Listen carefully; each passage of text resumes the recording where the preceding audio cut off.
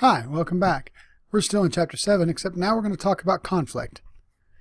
But first, let's define what conflict is.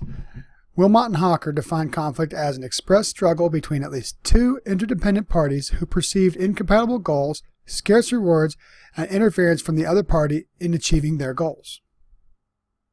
Okay, let's break that down. An expressed struggle between at least two interdependent parties. Well, Morton Deutsch notes that there must be some form of interdependence for there to be a conflict. If there's no interdependence, if one is not tied to the other, there's no conflict.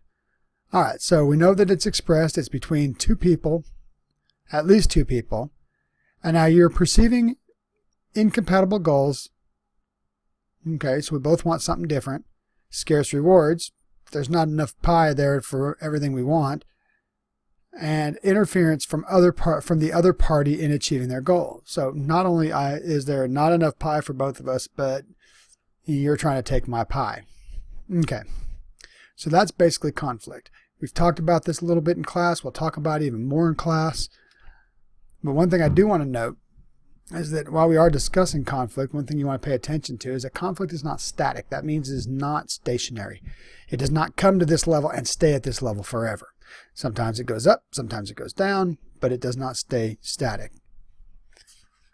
What causes those changes? Well, first off, when it goes up, it's called an escalation. And that means the increase in conflict or an increase in the dispute. So, but what are some of the things that cause this? Well, let's make a note of these things. All right. First, we have unfulfilled needs. Sorry, let me write this out.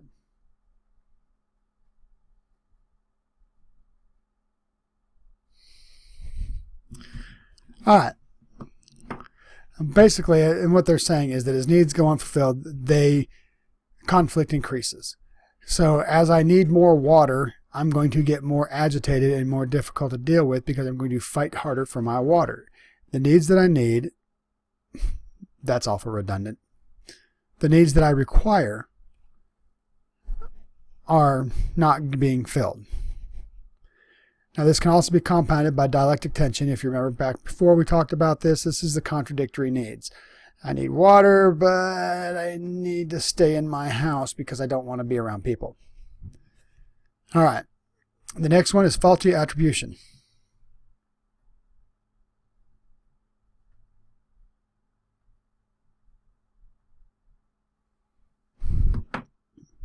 This is the perception. This means that I'm attributing X to Y behavior. So because you did this, this happened. Now, tends to assume some kind of correlation or effect. Causation, I'm sorry, not correlation, but causation. This tends to assume some kind of causation, and misinterpretations can increase conflict. All right, and now assignment of fault. That's the next one.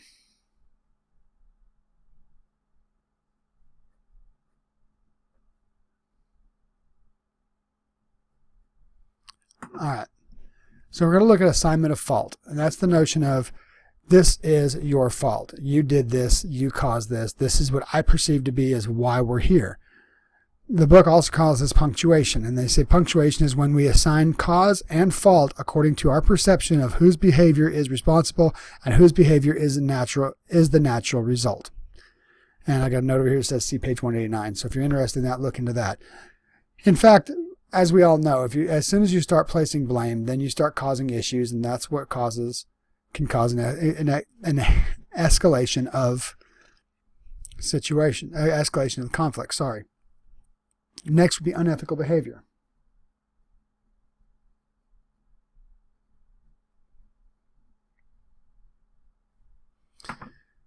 All right.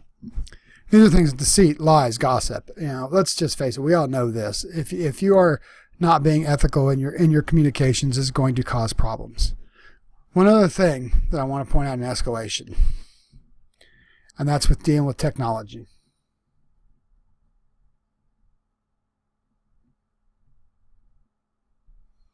And perhaps one of the biggest issues, or the primary one, at least according to the book, that causes issues is long emails. Now let's go into this and explain why. Well, first, as we've established before in chapters 1 and 2, when you are dealing with technology and you're dealing with communications, you're dealing in that narrow medium, that low content society. I don't remember what it is. Sorry, drawing a blank here. But you're dealing with that issue of not having all the data. I mean, all you're putting down is what's in text. So now it becomes textual based and not taking into account vocal tone, so the sarcasm in your tone, non-visual, all the non-visuals that go with it, or non-verbals that go with this. So we lose all those emotional responses. We don't have a good feedback system because you have this message, you have time to react, to build up steam, to come up with problems before you ever respond. So you don't get that immediate feedback to where you can say, oh, wait, no, you misunderstood. This is what's going on. So we have that.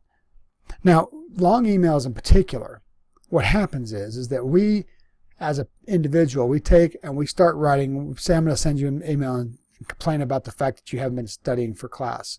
So I start off and I start saying we need to study longer and also in this. And while we're at it, we should talk about the fact that your test scores are kind of poor and we need to build those up. And while we're still on the subject, let's go into the whole notion of improper formatting on outlines. And we go through this and pretty soon you end up with this really long email that is just nothing but berating this person over and over and over again, getting deeper and deeper. And what happens is as you're reading this email, you're just getting more and more pissed. You start building and building and building and building, and you may not even make it to the end of it before you're so upset that you just can't stand it. This is why long emails can become some of the biggest problems with building conflict, with conflict escalation. Okay. Now, we're not going to worry about de-escalation. That's kind of a notion we'll bring up to in class, but a lot of times that's quite literally just the opposite of everything we did.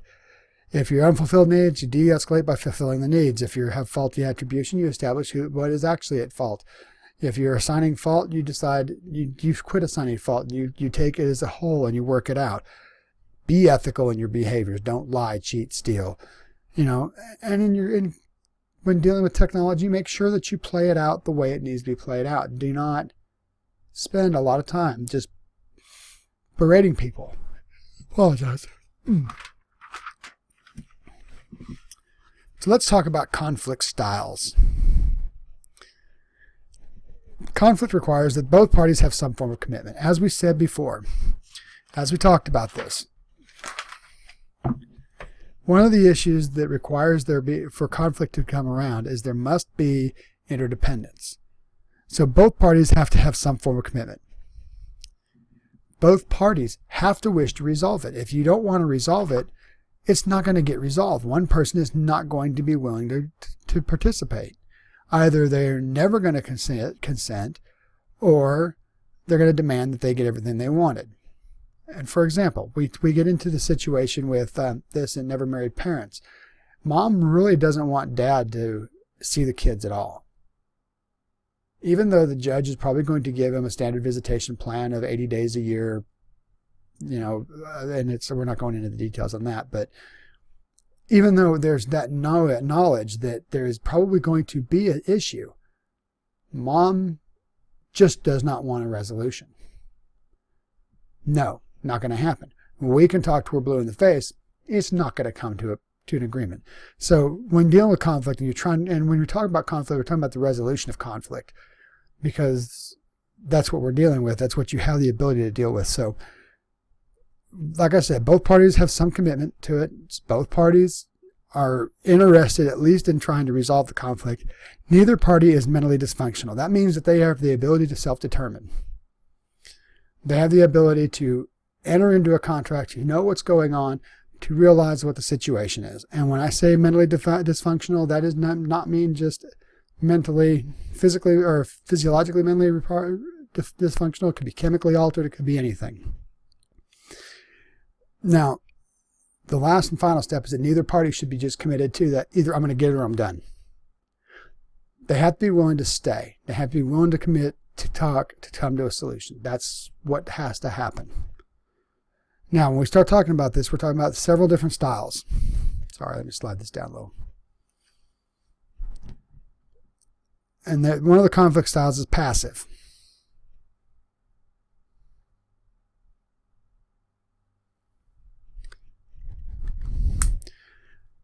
Passive is those people that just don't want to deal with the conflict. They'll avoid. They'll just denial. They'll deny that it even exists. No, we're not in conflict. No, we're fine.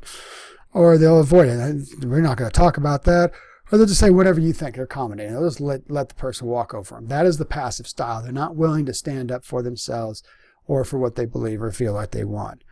The next is you have aggressive.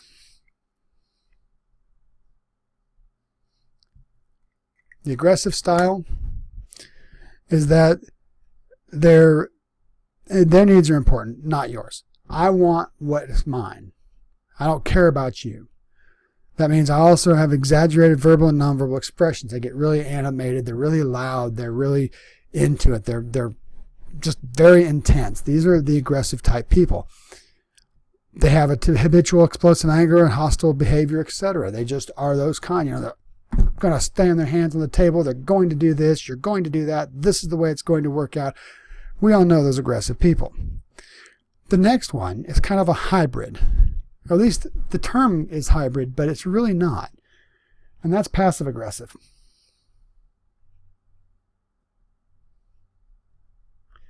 That is people that, and I'm going to read what they say, my needs are important, yours are not. But I'm going to make it sound like, or let me back this up. It says, I'll pretend that I think your needs are important, but they're really not. So a passive aggressive person's kind of answers like, whatever you want, knowing full well that that's not what they really want. A passive aggressive person gives you the silent treatment. They just won't talk to you. They'll use a joking approach. They'll be cool about it, and then they'll back up and say, "Oh, I didn't mean anything about it." They'll act like, "Oh, did I do that wrong?" They'll act innocent, like they didn't do it wrong, even though they know they did it intentionally. Passive aggressive could be a little harder to deal with than even passive or aggressive. And then you have assertive.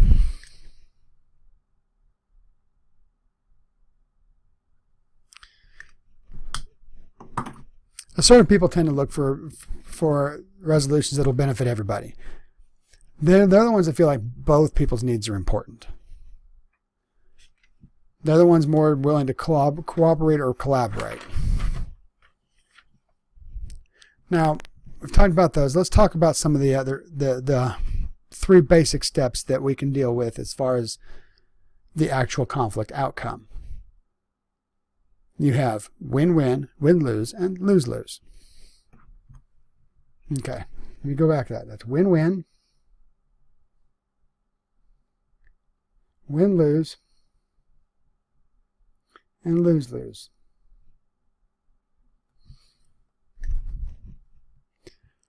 All right. Now let's look at this in a form of a graph. Let's pull out this nice little piece of paper. Let's slide this up here. We need to get it out from underneath me here. Come on over. All right. If we go like this, and we'll go, this is a lose, this is a win, and this is a win.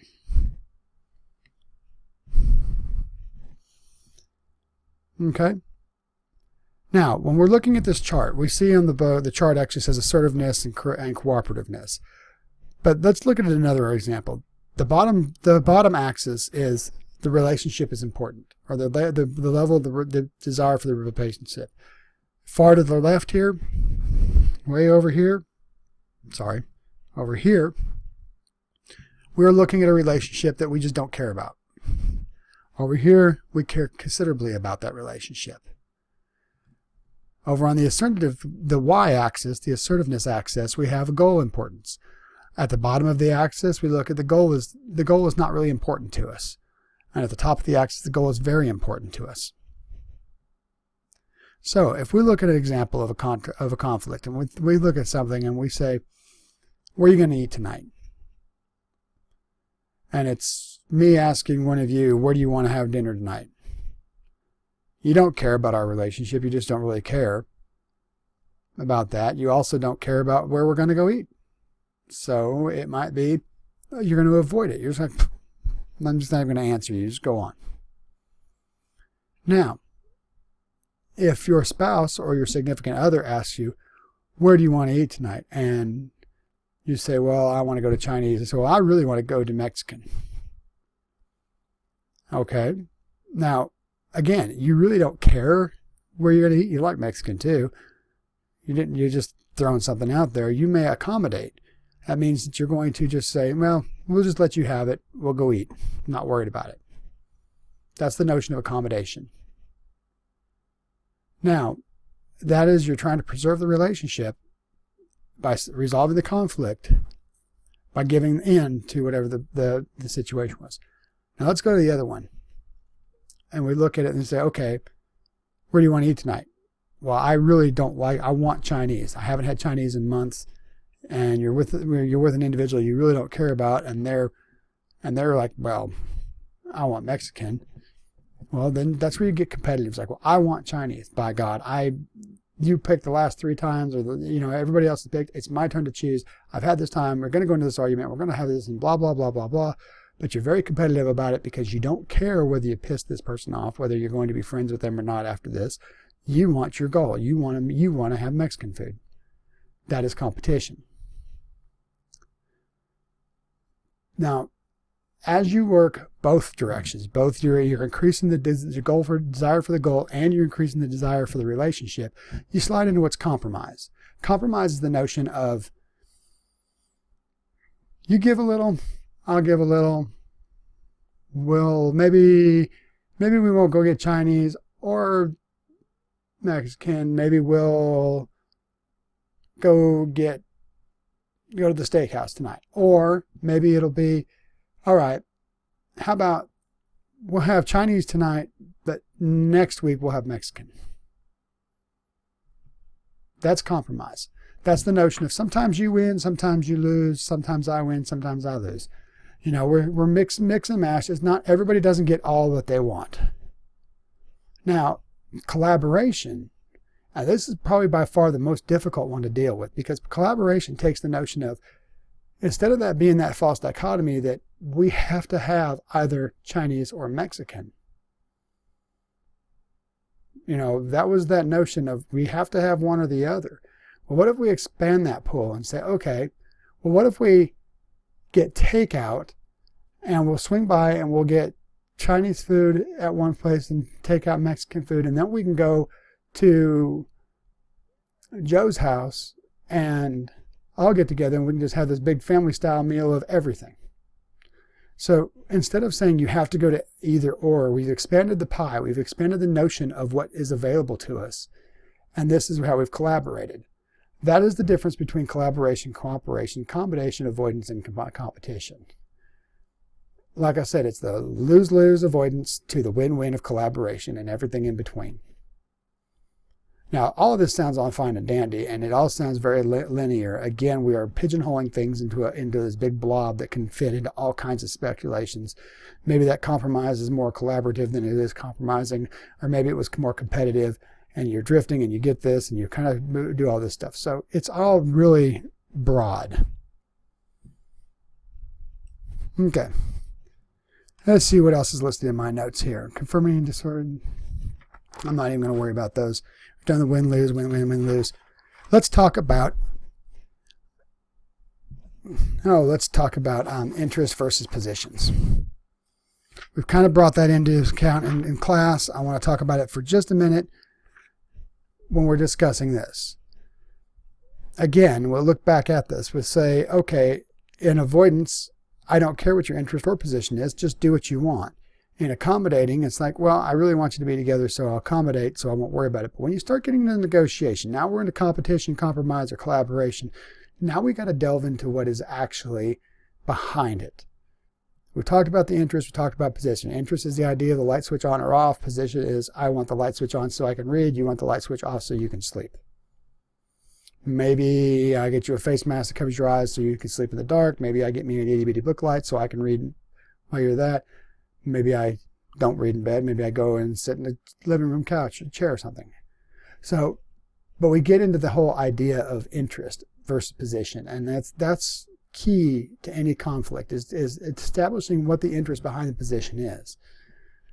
Because once you can get to that, you get to the why. Why do you want this? then you can start getting into the nuts and bolts of resolving the issue in a compromise or a collaborative method, instead of the competition of, I want X dollars, you want this dollars, I want that, you want this, and we go back and forth. Okay. Now, we will talk more about much of this in the future. We will spend quite a bit of time on conflict in class, so I thought I'll leave you with that. And thank you for listening.